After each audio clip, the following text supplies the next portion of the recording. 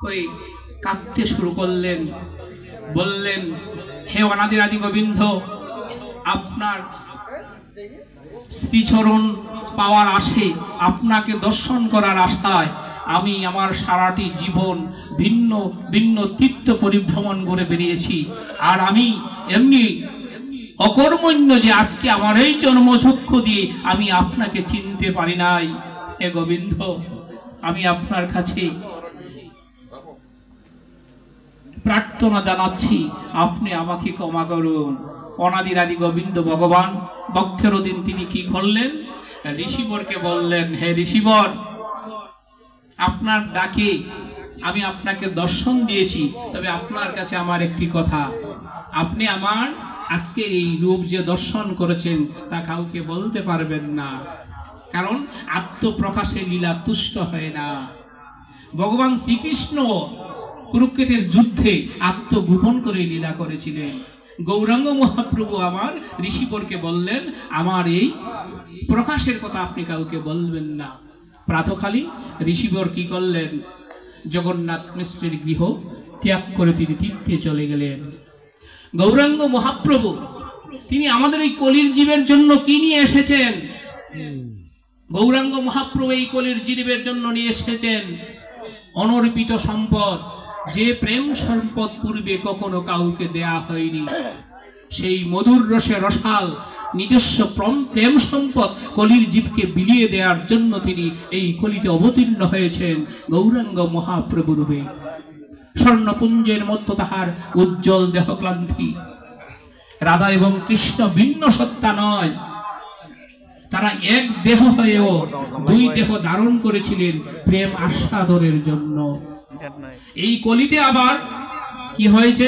দুই দেহ এক হয়ে গৌরাঙ্গ মহাপ্রভুর রূপে আবির্ভূত হয়েছেন এই কলির জীবকে উদ্ধার করার জন্য।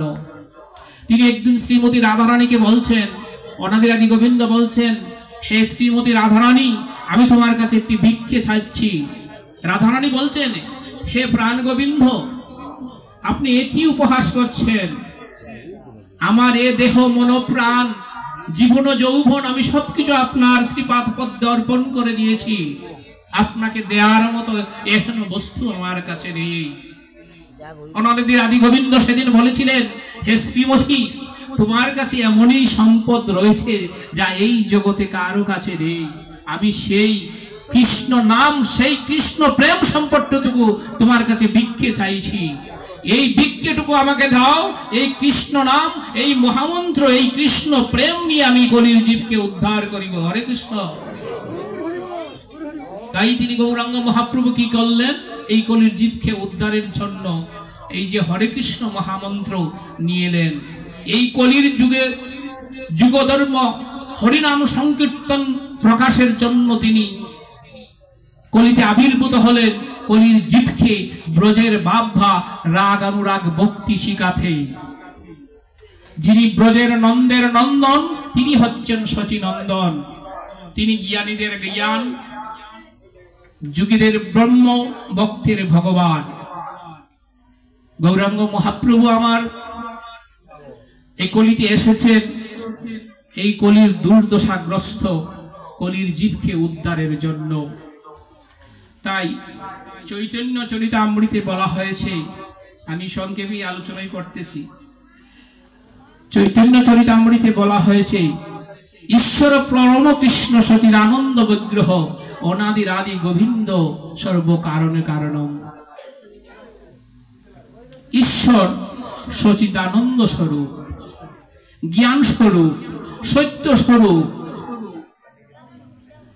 এই জগতে যা কিছু অভিব্যক্ত হয়েছে তা সচিদানন্দ থেকেই অভিব্যক্ত হয়েছে।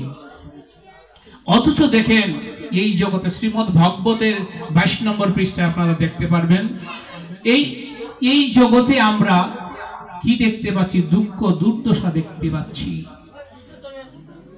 তো এখানে প্রশ্ন আসে, ঈশ্বর সচিদানন্দ বিগ্রহ তিনি যদি আনন্দ স্বরূপ হন, সত্য স্বরূপ হন, জ্ঞান স্বরূপ হন, তাহলে এই জগতে যে আমরা অমঙ্গল দুঃখ দেখতে পাচ্ছি এগুলা কোথা হইতে আসিল? শাস্ত্রকারগণ বলছেন অনাদির আদি